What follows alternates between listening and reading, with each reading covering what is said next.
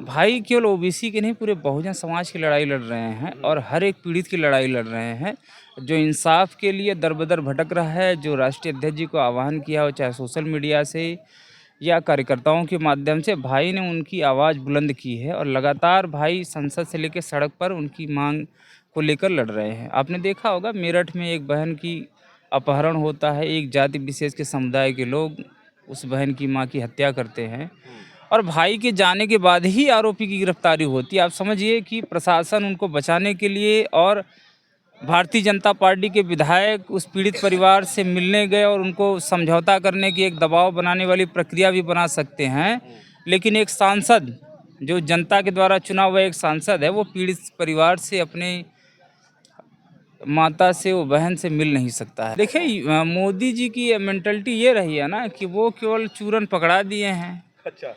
और वो चाहते हैं कि 2027 में उनको वोट मिले कि हम भाई दलित ओबीसी के हितैषी हैं। उनको लागू करना था, वो सदन में लागू करते, आते बिल लेकर के पास हो जाता, वो कानून हो जाता।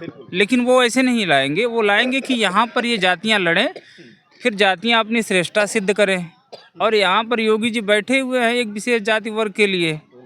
तो ये है, बस इनकी दोहरी मानसिकता है कि हमारे लोगों को जाति संघर्ष के लिए ये लोग जबरदस्ती ढकेल रहे हैं। तो महिलाओं पर लेकर विशेष तौर से टिप्पणियां जजों द्वारा देखने को मिल रही है। ऐसे मूर्ख लोग कहते हैं कि अब मैं उस शब्द को भी कहने में बड़ा शर्मिंदगी महसूस हो रही। एक उत्कृष्ट पार्टी या एक सामाजिक पार्टी के पदाधिकारी होने के नाते एक महिला के लिए उनका स्टेटमेंट सभी लोग जानते हैं, जो था कि उनके महिला के उसके ऊपर वो चीज़ रख करके और वीरपात करना अपराध या उसे बलात्कार की श्रेणी में नहीं आता है। तो ये बताएंगे कि बलात्कार की श्रेणियाँ क्या होती हैं।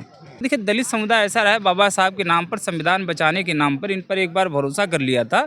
अब आप देखेंगे 2027, 2029 में, 2026 के नगर निकाय चुनाव में भी इनकी जमानतें जब्त होंगी। अब ये उसी धरातल पर जाएंगे कि हकीकत यह है, ये केवल नारा लगा के गए थे और दलित समुदाय के भोले भाले लोगों को मीठी मीठी जो है कि बातें कह के गए थे, और ज़मीनी हकीकत यह है, ये सबसे बड़े दलित विरोधी हैं। बहन रुचि यादव जी को भी समझना चाहिए कि माननीय बहन जी पर कोई टिप्पणी इस तरह से अमर्यादित टिप्पणी ना करें, जिससे कि दलित या पिछड़ों में, ऐसा नहीं है कि दलित समुदाय बहन जी को पसंद करता है, यादव समाज भी काफ़ी पसंद करता है, उनकी पार्टी में लोग अच्छे पदों पर भी रहे। और कहना चाहेंगे कि रुचि यादव जी को भी अपनी समझदारी सूझबूझ के तहत जो है ना कि एक मर्यादित रह करके वो गाना तमाम गाएं, लेकिन जो महापुरुष हैं, बहन जी ने शादी नहीं किया, समाज के लिए जीवन न्यौछावर कर दिया, तो उस तरह से, इस तरह से टिप्पणी नहीं करनी चाहिए उनको। देखिए, रुचि यादव जी का समर्थन जो लोग किए, ये आग में घी डालने का काम करते हैं। उन्होंने क्षमा मांग लिया था, तो बात को वहीं ख़त्म कर देना चाहिए, क्योंकि हम लोग बहुजनों की लड़ाई लड़ रहे हैं। बहुजन समाज के अंतर्गत एससी ओबीसी माइनॉरिटी के लोग 6743 जातियाँ जो आपस में बटी हुई हैं, ये जातियाँ जब तक एकजुट नहीं होंगी, तब तक हम सत्ता की चाबी पा नहीं सकते हैं। और कहने के लिए सब बड़ी बातें कह सकते हैं, लेकिन ज़मीनी स्तर पर संघर्ष चंद्रशेखर आज़ाद जी ने करके दिखाया है और राष्ट्रीय अध्यक्ष जी निरंतर बहुजन समाज के मिशन मूवमेंट को आगे बढ़ा रहे हैं। जी, मैं जिला प्रभारी इंजीनियर लक्ष्मीकांत, आज़ाद समाज पार्टी, वाराणसी। कल के ऐतिहासिक रैली को लेकर क्या कहना चाहते हैं? किस प्रकार की भीड़ हो सकती है? क्योंकि हर एक रैलियों में तो देखा गया है कि लगभग 10 से लेकर 20 लाख तक लोग रहे हैं। कल क्या कह सकते हैं आप? जिस प्रकार से भाई जानते हैं, पूर्वांचल में जौनपुर, वाराणसी मंडल के अंतर्गत जौनपुर ज़िले की पूरी टीम को परसों की लाइव में राष्ट्रीय अध्यक्ष जी ने लगातार प्रशंसा ही की है। तो ये रैली नहीं, हम लोग दिन रात जगे पड़े हैं, दिन रात संघर्ष कर रहे हैं कि ये रैली नहीं, रैला होगा। ये भीड़ जो है कल दिखेगी आपको कि सच में ज़मीनी स्तर पर दिन रात लग करके मेहनत किया गया है। लगातार हर एक मुद्दे पर जो भाई चंद्रशेखर आज़ाद जी आवाज़ उठाते रहे हैं और जिस तरह से भाई चंद्रशेखर आज़ाद के प्रति लोकप्रियता बढ़ती जा रही है, खासतौर से अब महिलाएं भी बढ़ चढ़कर हिस्सा ले रही हैं भाई चंद्रशेखर आज़ाद जी की ऐतिहासिक रैलियों में, तो कल आपको कितना लग सकता है कि भीड़ हो सकती है?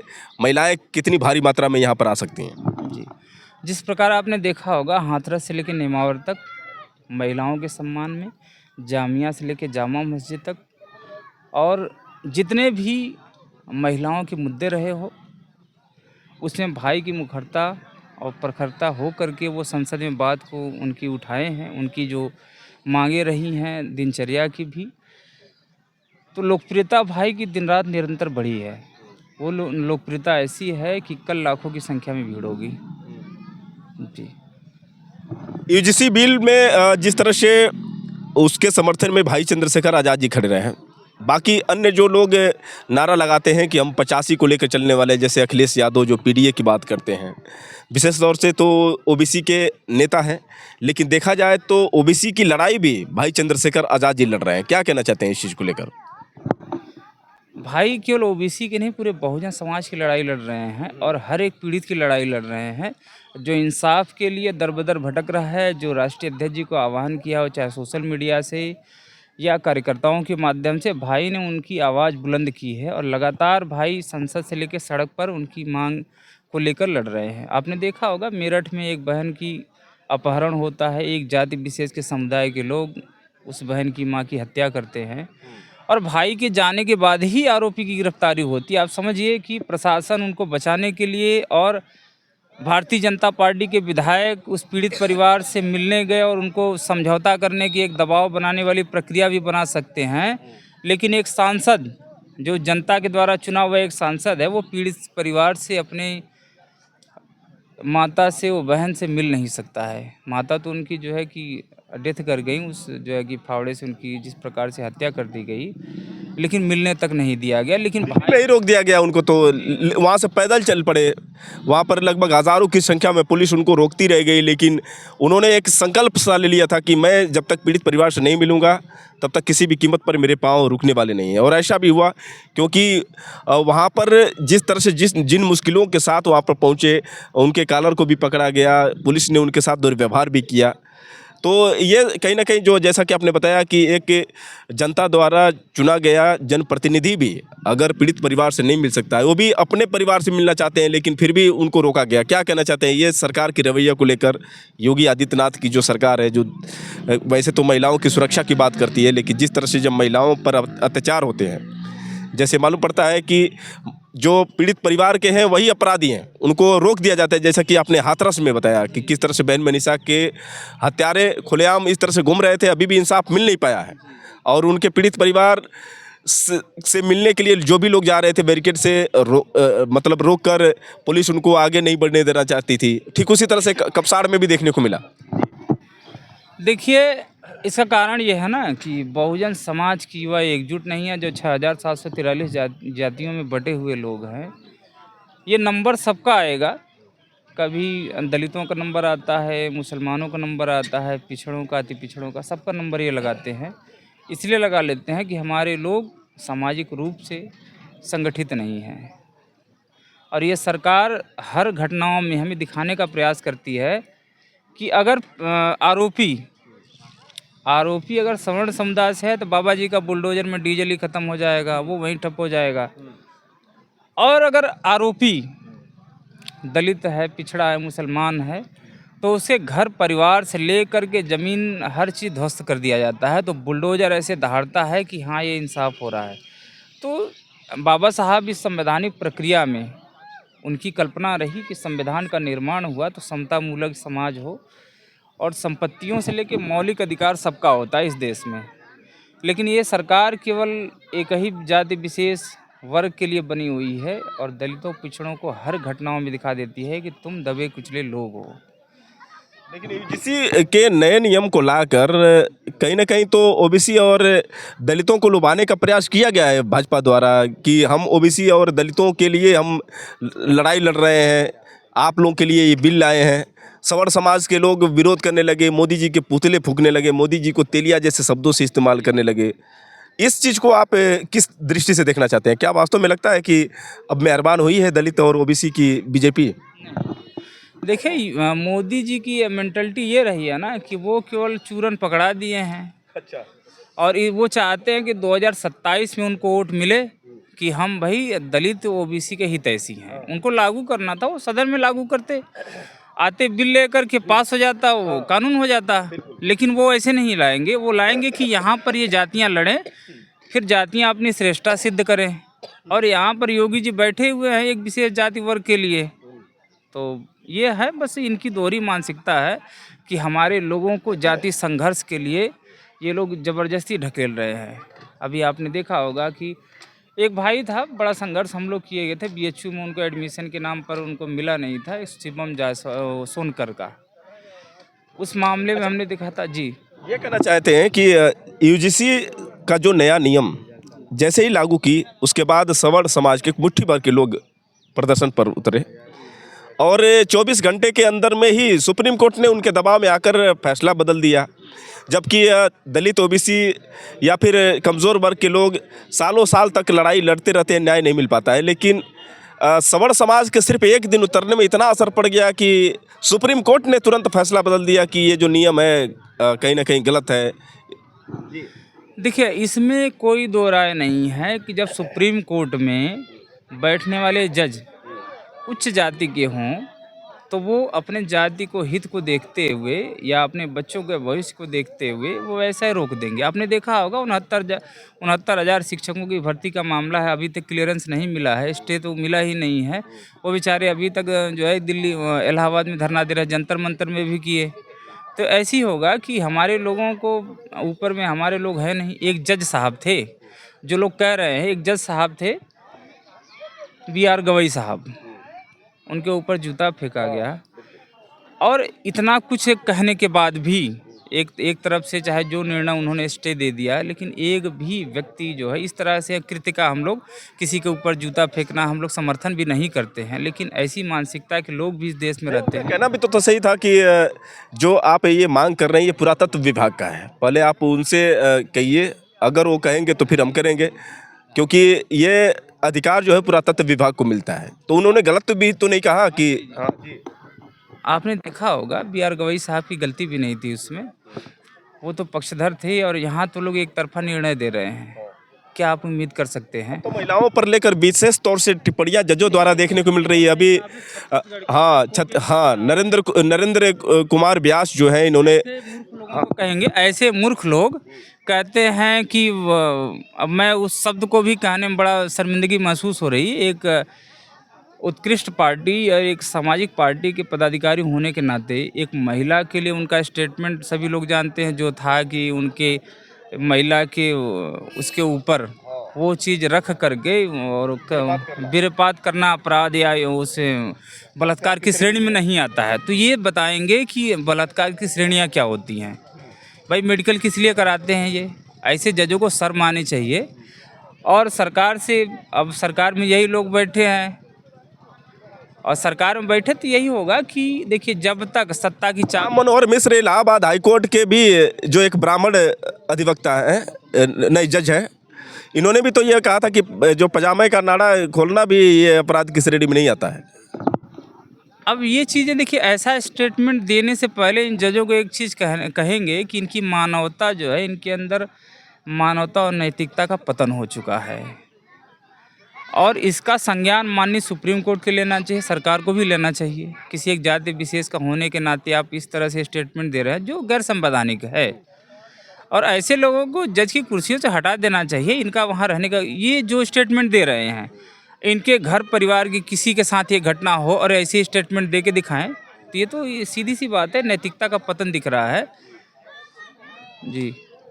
ये एक और सवाल आपसे है, जो विधानसभा सत्र के दौरान एक माता प्रसाद पांडे हैं जिन्होंने चमार शब्द को लेकर बात की थी।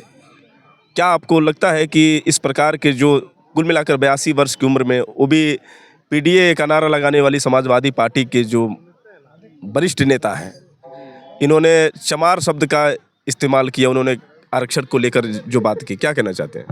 देखिए, ऐसा है ना, इनके जो PDA के राष्ट्रीय अध्यक्ष हैं उनकी भी मानसिकता दिखाता है कि उनके नेता प्रतिपक्ष माता प्रसाद पांडे जी जिस प्रकार का स्टेटमेंट देते हैं कि आपको आरक्षण चाहिए, चमार हो क्या, और उसके पश्चात अगर मुकदमा पंजीकृत होता है ये रोते फिरते हैं कि SC/ST का दुरुपयोग हो रहा है, SC/ST के तहत हमें फंसाया जा रहा है।